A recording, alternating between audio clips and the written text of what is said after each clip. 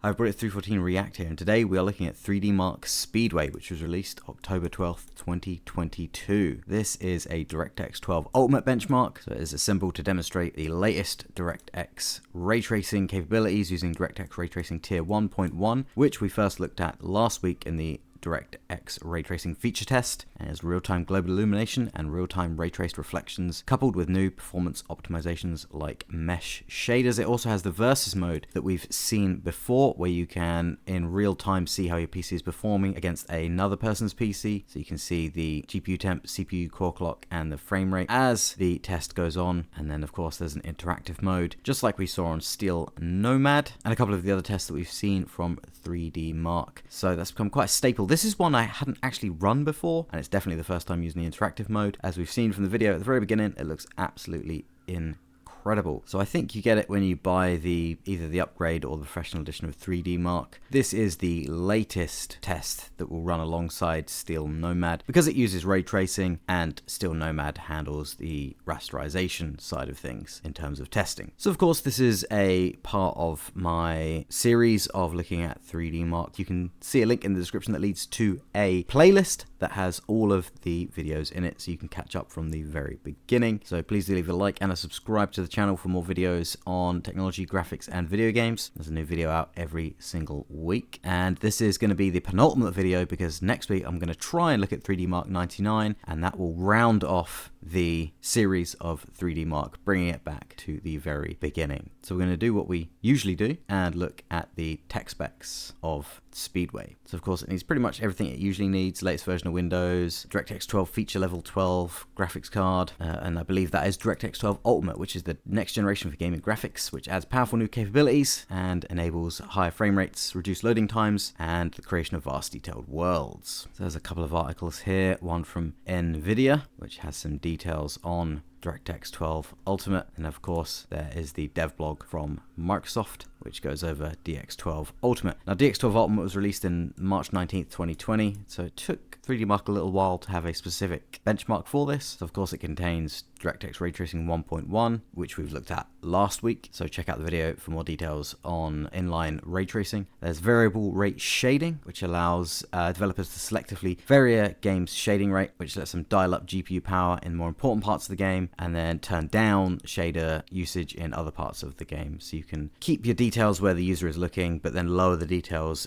in other places to get better performance. And then you have mesh shaders, which we've looked at a little bit before. There is also a specific feature test for this on 3D Mark, so it brings more programmability, brings the full power of generalized GPU compute to the geometry pipeline. So prior to the mesh shader, the GPU geometry pipeline hid the parallel edge of GPU hardware execution behind a simplified programming abstraction, which only gave developers access to linear shader functions. For instance, the developer writes a vertex shader function that is called once for each vertex in a model, implying serial execution. However, behind the scenes, the hardware packs adjacent vertices to fill a SIMD wave, which stands for single instruction, multiple data, which allows a single operation across multiple data elements simultaneously, and then executes 32 or 64 vertex shader functions in parallel on a single shader core using this SIMD model. That's worked well for years, but it's leaving performance and flexibility on the table by hiding details of what the hardware is really doing from developers. So this is kind of part of the whole thing where DirectX 12 allowed a bit more hardware level access to developers through the API to allow for better performance. So now mesh shaders operate across an entire compute thread group with access to group shared memory and advanced compute features such as cross-lane wave intrinsics and fine-grained control over actual hardware execution. And all these threads work together in a small index triangle list called a meshlet, and there's some extra flexibility with data formats. So here there's some details of how that works. Amplification shader determines how many mesh shader thread groups are needed from some computation. So essentially that is just making the creation of geometry a lot more optimized and gives a lot more lower level control to developers. And then there's sampler feedback here, which allows shorter load times and less stuttering by providing detailed information to allow developers to only load in textures when needed. So this allows a shader to efficiently query what part of a texture would have been needed to satisfy a sampling request without actually carrying out the sampling operation. This information can then be fed back into the game's asset streaming system, allowing it to make more intelligent, precise decisions about what data to stream in next. It also features texture space shading, which decouples the shading of an object in world space from the rasterization of the shape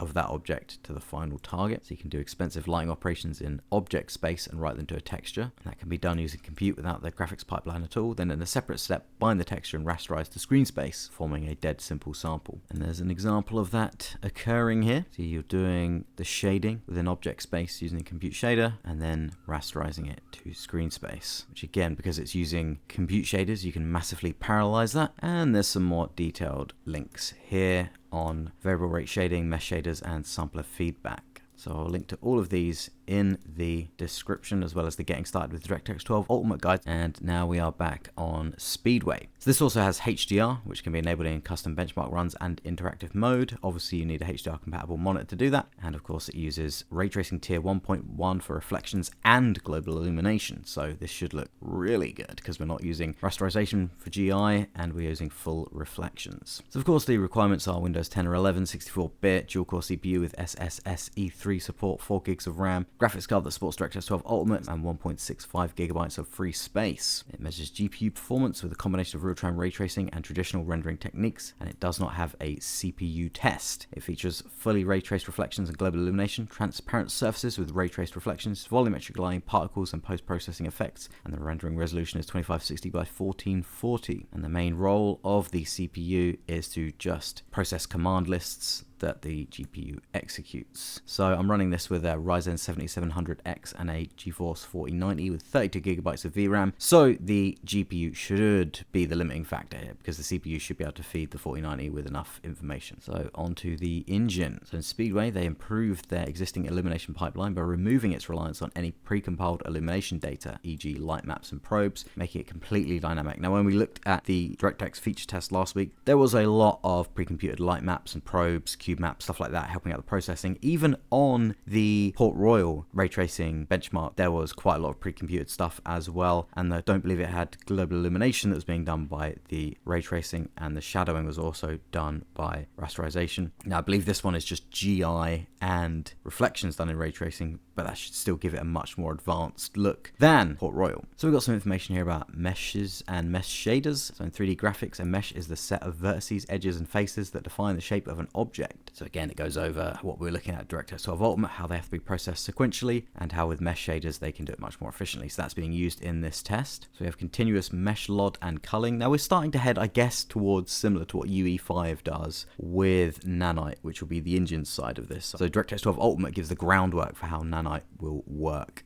So we have G-buffer and shadow map rendering, uses amplification and mesh shaders for selecting LODs on a mesh cluster level, similar to the 3D Mark mesh shader feature test. Most meshes are hand optimized and only have one constant level of detail, but most detailed geometry will benefit from this LOD selection. It also uses cluster culling. Simple proxy geometries are first drawn, and then bounding spheres are used to check behind them for parts of complex geometries. The vertex processing stage for the parts that are behind these proxy geometries in the current frame are skipped. So again, more optimizations for selecting level of detail and skipping certain things that won't be visible and don't need to be processed in any way. So direct illumination uses a basic deferred renderer. So it uses world space clustered culling used for lights, as that structure can be used in ray tracing effects as well. Shading will be executed in a compute shader. So I guess that's using the similar optimizations as this up here. Then we get to the ray tracing. So it says in the ray tracing pipeline passes, illumination will be computed in hit shaders. The glass reflections utilize ray queries in the pixel shader, so the hit shaders will not affect that pass. So we have indirect specular illumination, which is reflections essentially.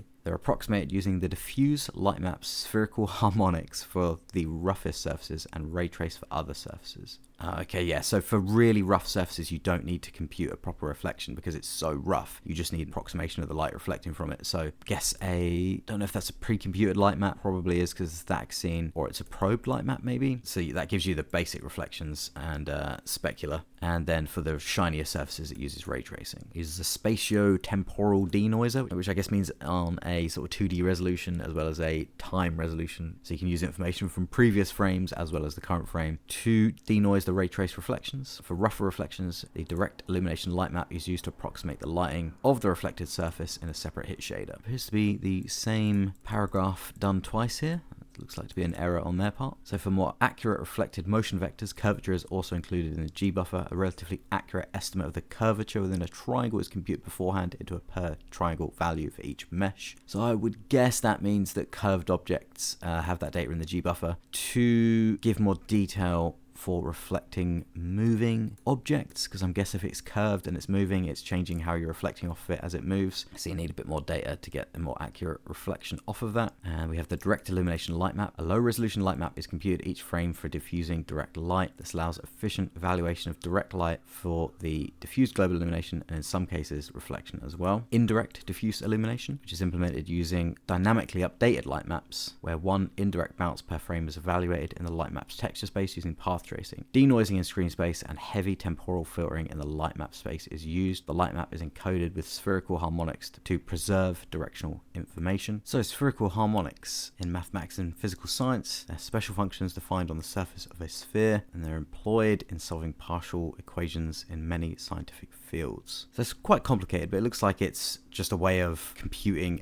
elements of a sphere. Reading from what this does, the light map is encoded with spherical harmonics to preserve directional information. It will be a series of computations that allow it to have directional information from whatever way you're facing on the surface normal of the sphere, and it will use a bunch of these incredibly complex calculations that are well beyond my understanding, but I will link this in the description anyway. If you want to have a look at it, you can see here how it's getting different information off the sphere. You can even see here how it's unwrapping a sphere in various different ways. And then the direct illumination light map is used to compute the direct illumination of the surface at the evaluated bounce. So yeah, it looks like they are dynamically updated light maps, where one indirect bounce per frame is bounced using path tracing. So some of these light maps, if not all of them, are being generated in real time. So again, that's part of the pipeline, like we've seen with Port Royal's ray tracing, that there's a lot of setup that can be done behind the scenes before you actually ray trace the final image to the screen. It's not fully ray tracing everything yet. There are some other techniques going on. So this is where it would be interesting to see a fully ray traced engine.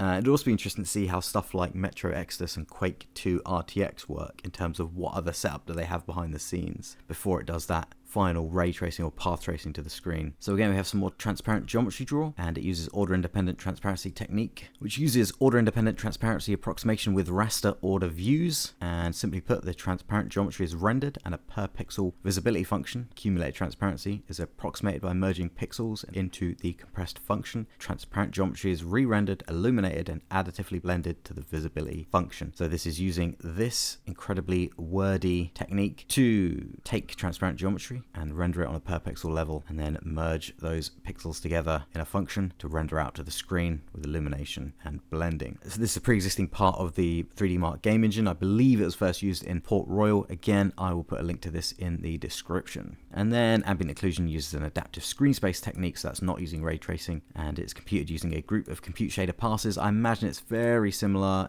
to the ambient occlusion being used in Steel Nomad. And again, we have particles here that are being simulated on the GPU in the asynchronous compute queue. So that's being done while gbuffer and shadow map rendering commands are being submitted to the main command queue. So it's being done at the same time to make things more efficient. And the particles are rendered as transparent surfaces with approximated visibility. So approximated visibility is where you can use certain techniques to find the closest surface point in a direction when looking from a specific point. So it's a calculation that's designed to approximate whether you'd actually see the particles or not, and is used to model fuzzy objects such as smoke, clouds, fire, water, and even trees. So again, it's another very, very complicated thing that is really, really cool, but beyond my understanding, and can be used to essentially give you information on the visibility of a scene, as well as the surface normals. So I'll put a link to this in the description as well. And of course, we have the usual score calculation information, as well as the history, and there's only one version, which is the launch version. So here we are. We're going to run a custom run. We're going to run it in 4K, which may be the external resolution. I think the internal resolution may still be Quad HD, but we're going to set it to 4K anyway. We've got HDR on. You won't see it in the video, unfortunately, but it does look fantastic on a HDR monitor. So let's run the custom mode. So already on the loading screen, the HDR looks phenomenally bright. But here we are. We can see the racing track there. We can see already the ray tracing. You can see some of the noise. Despite the denoiser doing quite a good job, you can still see that there's some ray tracing noise there. You can see the reflections. You can see the robots that we see in Steel Nomad. Plenty of reflections there as well. Of course, physically accurate and perspective correct. You can see the racetrack out back there, which looks similar to the racetrack seen in 3D Mark 99. I don't think it actually is, though, as that was with Wipeout style hovercraft, and this appears to use a bike with wheels, so I don't think it's the same track, but it does look very similar. and you can see the reflections look extremely clean. The global illumination looks fantastic. The shadowing looks really nice as well. And the physically based materials look really, really, really fantastic. And the ambient occlusion looked fantastic there as well. So we have 60.28 FPS. And again, we can see the detailed monitoring here. Frame rate pretty much sitting around that, dipping down to about 53.41 FPS at its lowest. You see the temperatures here, fairly normal. CPU temperature going above the GPU temperature at one point, which is interesting. And then they both sort of match each other at the end. You can see the GPU load, which I thought it would be, which is basically 100%, only slightly dipping when the CPU utility goes up. The CPU utility going to a max of 25.77%. So that must be when there's some extra stuff that needs assembling before it hits the graphical pipeline. But generally the CPU utility is quite low and never goes above 30%, keeping the GPU fed with data. And you can see just the general clock frequencies moving around here. So of course we have the versus mode, which we looked at a couple of weeks ago with Steel Nomad, which is very, very cool. So we won't be looking at that here, but what we will be looking at is the same settings, but with the custom Explorer mode. Now this is something that they've added in a couple of tests now. I thought it was just added in Steel Nomad, which shows how much I've fallen behind on my 3D Mark benchmarks, because I thought it was just added into Steel Nomad mode until I looked at the past couple of benchmarks which have included it. So it's a really cool mode and allows you to look in more detail at what's going on in the actual benchmark. So let's dive into Custom Explorer mode. So as you can see, it runs through the benchmark just as it does in the standard run, but you can now move the camera around, and you can also pause the benchmark and go to any frame within the time, just like Steel Nomad. And you can also separately move the time of day with it as well. So again, it has the similar sort of thing here to reshade, and you can flick on all of the different options like direct illumination, volume illumination, real-time GI, ambient occlusion, PBR materials, ray trace reflections, and bloom. And the bloom is so funny to switch on and off in newer benchmarks because it's so much more subtle than it was in older benchmarks. Now it's a much more subtle effect to give a more realistic scene, rather than the 3D marks we saw in the 2000s, the mid to late 2000s, where the bloom was absolutely insane. And then of course you can adjust all the settings of the bloom there, and you can add in depth of field where you can adjust the focus of the camera and get some really cool shots out of it, as well as apply a tone map that you can also play around with the exposure of. So looking around, it's a really cool scene, and it's got, like I said, the robots from Steel Nomad in it. There's the really cool hologram here which seems to drop the frame rate down. I imagine that's where the frame rate drops are from. You see the reflections in the posters here, some really nice texturing, some really nice little references. Again, this is where they like to put in little references to other 3D marks. Here you can see a Windows 10 desktop, and apparently they're still using Windows 10 in the year 2100. So again, we can kind of do the same thing. We can just show the ambient occlusion off and back on and show how much heavy lifting it's doing.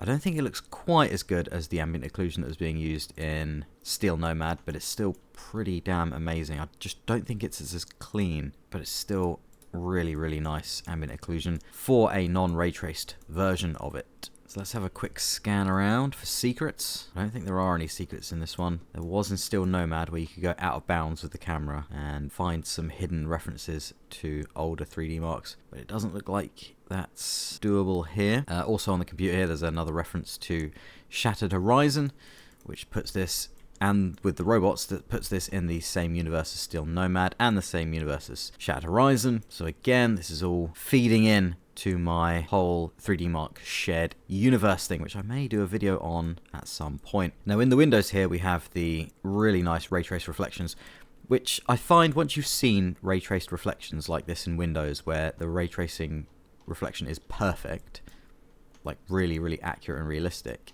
you can kind of never really go back to seeing windows and glossy surfaces without reflections in, without really noticing it. Especially when you have screen space reflections and cube maps and stuff, you really notice how not realistic they are. So for example, I've got the window here, perfect reflection, just works really nicely. Even tiny little bits like this have a reflection in as well, which again shows what we were looking at the other week, where we were looking at the difference between ray trace reflections, screen space reflections, and cube maps, as well as planar reflections, because planar reflections are quite limited. You can't just use them everywhere. I think they're only available on flat surfaces. You're essentially re-rendering the scene, so you can't quite use it for tiny little things like this without it being ridiculously expensive. And on curved surfaces it wouldn't quite work either, especially this complicated thing here where you got the 3 slightly different angles of these windows reflecting in different ways. And of course when you turn it off, you really miss it, and the scene immediately loses a lot of realism as a consequence.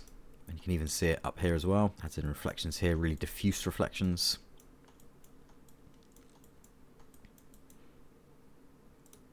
As well as really complicated reflections around the curvature of this light here as well. Again, that shows the strength of ray tracing for reflections and how you would really struggle to do that using any other technique. And you've got your much more diffuse reflections here. Given the sort of nature of the material, it's reflecting in a certain way. Sort of the ceramic sort of material on the fridge means it has this sort of almost cell shaded sort of reflection, which is really, really cool. And you can see the robot in the scene there. So as we move the timeline, you'll be able to see the robot moving in the reflection in real time with perfect accuracy. Of course, same for the lenses in the robot's eyes, all being done with real-time ray tracing, and even on these posters as well. So it means when you turn off other effects, you can see in the reflections those effects disappear as well. The one thing I have noticed is that when you turn off direct illumination, right? So if you look at this thing here, this bit here, bit of light here, that is reflecting this, right? But if you turn off direct illumination, that disappears, but it's still in the reflection.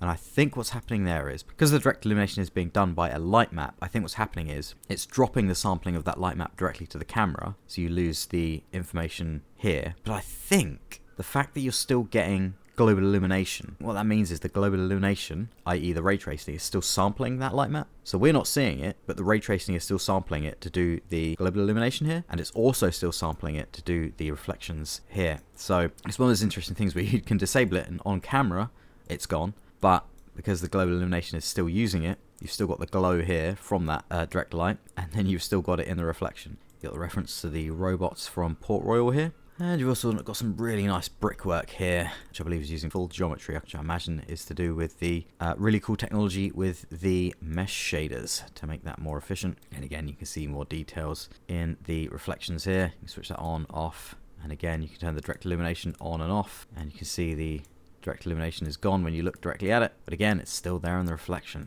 That's so fascinating. That's so interesting, and it gives a little bit of a depth of insight into how the rendering pipeline is working. The other interesting thing is that if you turn off PBR materials, certain textures just completely disappear. So that means a lot of the texture work must be being done within a whole bunch of shaders, and that's all part of the PBR pipeline. Because I'm guessing that the textures of modern games don't contain a lot of information in them that would indicate what sort of material they are, because you don't have to bake that in anymore. So the textures would be very basic, and then you'd sample that texture in a shader, then apply a whole bunch of extra stuff to it to make it look like metal or plastic or rubber or whatever.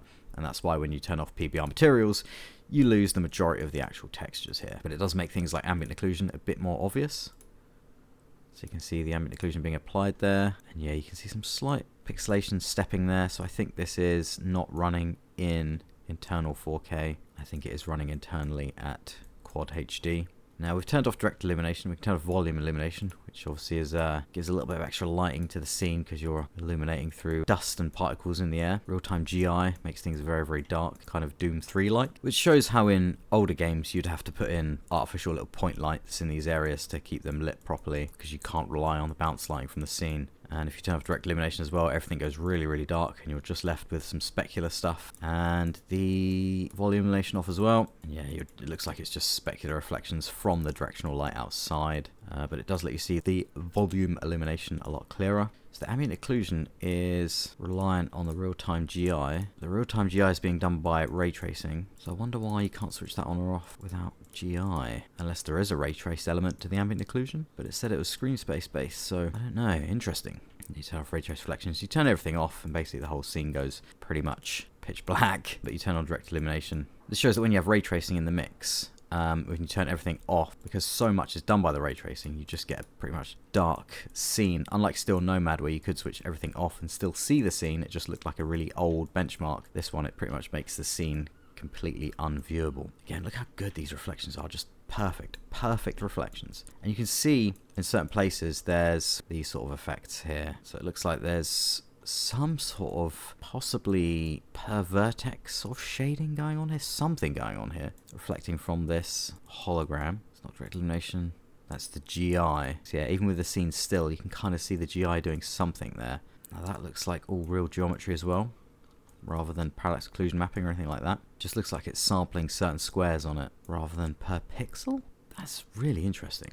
Yeah, you can kind of see that kind of effect elsewhere. That's probably the GI being done in little blocks, I'm guessing, to optimize it. Could even be denoising it, and the way it's sampling it there is just making it give it that weird movement, and here you get a little bit of shimmering and stuff like that. I imagine with stuff like ray reconstruction, that sort of thing will look a lot better. And as you cycle through the timeline, you can see the ray tracing trying to catch up there with the new lighting. In fact, even when you just hold the mouse down on the timeline and don't move it, you can still see it going crazy. It must be really reducing the amount of sampling. So yeah, the GI, I think, has a much lower resolution, and that resolution will be those squares there. So that'll each be a sample, ray sample bouncing off. And of course you've got the reflection in the main character's visor here, which again almost has that cel-shaded look. I'm not sure whether that's because of the material on this, or whether that's an artistic decision.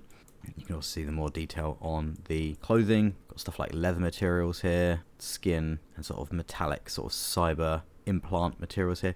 You can even see, actually, looks like some ray traced shadowing, it looks like there, but I don't think the shadows are ray traced. So if we turn off direct illumination, that disappears. Interesting. That could just be because of the global illumination interfering with that, because again, you can see that sort of shimmering look.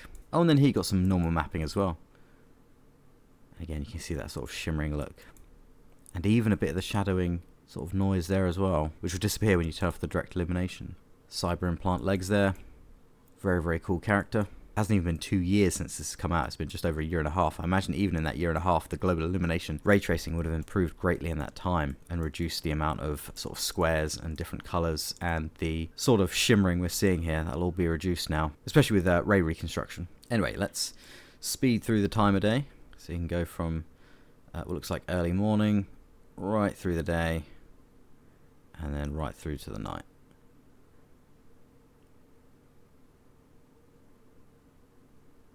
So you can see there the shadowing being done by the dynamic light maps and shadow maps, which handle it really nicely, but it would look even better with fully ray traced shadows and direct lighting. And I do love it how the rays are sampling that light map even though you can't see it. So you're seeing that light map secondhand through the ray tracing, in the reflections, in the global illumination, but you're not seeing it directly. We should be able to demonstrate that as well by moving the time of day with direct lighting off. Yeah, so we're seeing the time of day lighting entirely through the reflections and real-time global illumination, but we're not directly seeing that lighting. That's brilliant, which gives everything a really weird glow. The outside area here, pretty nicely modelled. Oh, you can even see the bikes going around on it as well in the background. Yeah, so this must be a precursor to the hovership racing seen in 3D Mark 99. So it could be that 3D Mark 99, or at least an element of it, is set furthest ahead in the 3D Mark universe timeline. They've got this cool robot here, born to weld. Really nice textures. It's a fantastic benchmark.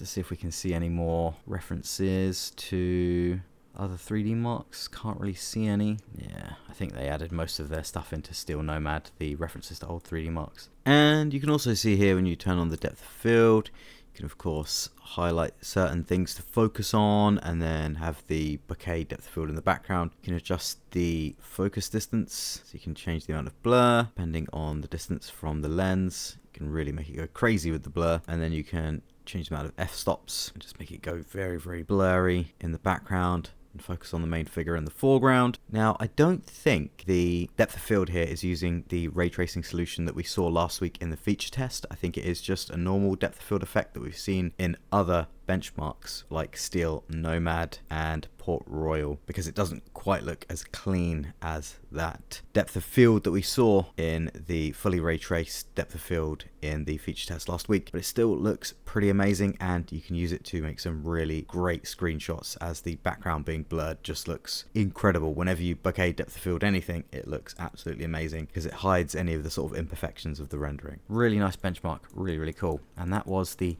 interactive mode. So there is no demo for this, so there's no audio or anything like that. There is just the graphics test and the Explorer mode. So what I'm going to do is just do a normal run and then see what score we get out of the end of it. So I may be wrong about the resolution because it now has a higher resolution at default. So when I'm running 4K, it must indeed be running at 4K. And some of the weird pixeling issues we were seeing must have been to do with the shader sampling, I'm guessing, or some other issue, because there are no other settings to change in this. Yeah, we're getting 89.17 FPS average, and the score is directly related to that. The average is just below 10,000, and the very best is 11,168. Again, the sort of game comparison system up here doesn't work anymore, unfortunately, but it does give us all the details. Frame rate, pretty much the lowest, it was 82, and see the GPU temperature slowly climbing, but the CPU temperature is kind of settled. The CPU utility is about the same. GPU pretty much 100, dropping to 99 at one point. Must have been when the CPU is feeding some more information to it. Pretty much similar story to what we've seen before. There's no extra settings here, so it must be the resolution. So indeed, when you put it at 4K, it is indeed running at 4K, which is good. So what we can also do here is just take a quick look as well at the mesh shader feature test. Of course, we've looked over how mesh shaders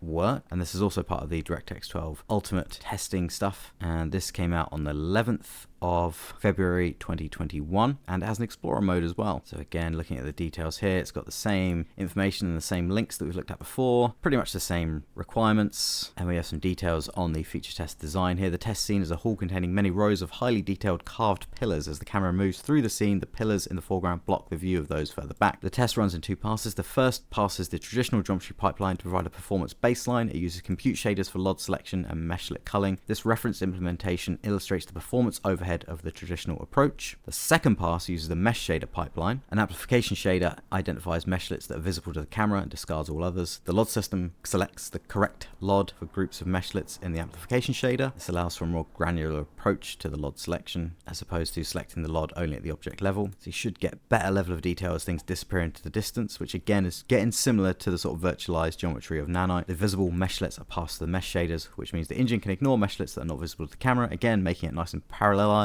but also having it as efficient and as optimized as possible. And then it shows the frame rates in seconds for each pass, and then shows the results of that. So we've got the interactive mode here, so you'll be able to turn on mesh shaders on or off, LODs on or off, visualizer, so you can see that the meshlets, LODs, or normal, and then you'll be able to go through the timeline as well. And again, that only has one version in the history. Okie dokie, so let's dive right into that. So here we are, lots and lots of pillars, lots and lots of complicated geometry on them. Running about 200 FPS with the mesh shader off. So that's using the traditional geometry pipeline. Nearly at 300 FPS there. So I'm hoping with the mesh shader on, this will actually reach 400 FPS or something like that. But it could be that it's one of those older tests where it just runs really fast in either mode. We're about to find out. Here we are in the mesh version. Whoa, yep, there we go, 430 FPS.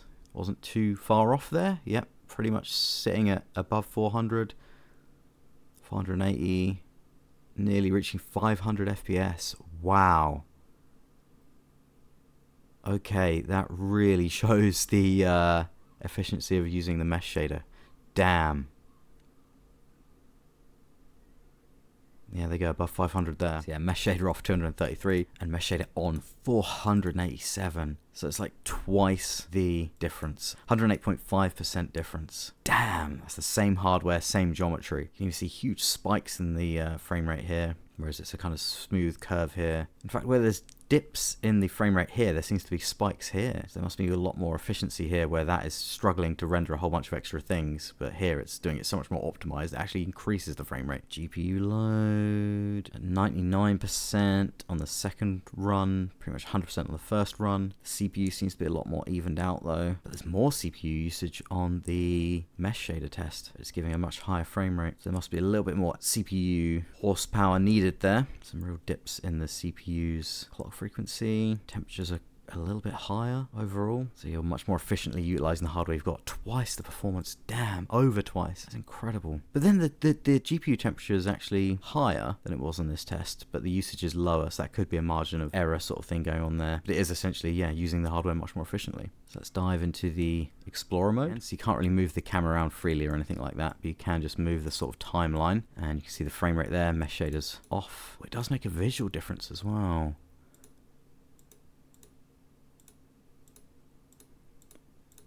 You can see with the mesh shaders on, you can see slight differences in the shading and on the actual geometry as well. Look at that. See if we can get closer to some of these. Let's have a look here. Mesh shaders off. So it actually looks better as well. Because yeah, it's using slightly better LODs. Yeah, look at that. You've got like kind of a polygonal kind of look, a little bit missing here. I'm guessing that's as it's choosing the different LODs for those meshes. And then we have the mesh shader on. It looks much smoother, fills in that extra missing bit. There's a little bit better shading down here. Just looks a little bit better, a little bit more detailed because it's more efficiently choosing those LODs. In fact, we can check that by turning off the LODs completely. Nope. Nope, still. You only see it in the distant ones where you're changing the LODs. But the close-up ones still have that detail change on them. Especially that bit. That's really interesting. So that's not LODs. That's something else. Even with mesh shaders on, the LODs still look a little bit better in the distance. So the mesh shaders are actually more efficiently rendering this and making them look a little bit better. And then you can have a look at the meshlets. That's what it'll be the meshlets. Because when you put the mesh shaders on, you're using meshlets. Because in order to see, even have meshlets, you need mesh shaders on. So it's changing, it's choosing each little part of the mesh to render in a certain amount of detail, even without LODs. And that's why you're getting that difference. So yeah, not only does it look a little bit more visually consistent and better, it also runs twice as fast. So yeah, with the reference camera, you can see exactly where the camera is facing and exactly how much geometry is being rendered within the camera, so you can see what's being culled, all the geometry that's being culled that's not visible, and that seems to be with or without mesh shaders enabled. Gives you a really interesting view there. You can see all the geometry that is not rendering, just what's on camera. That's really cool. And you can of course see the level of detail, which again you need mesh shaders on to see.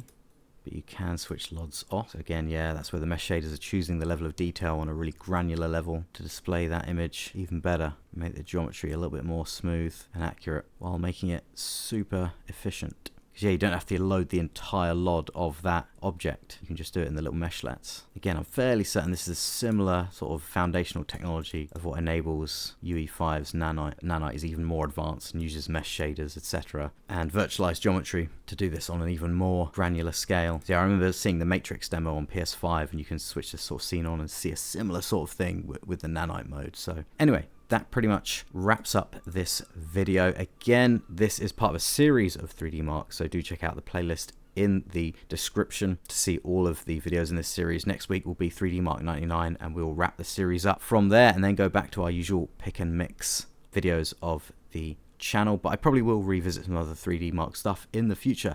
So do like and subscribe, hit the little bell, really helps. Leave a comment, let me know what you think. Thank you for watching, and I will see you in the next video.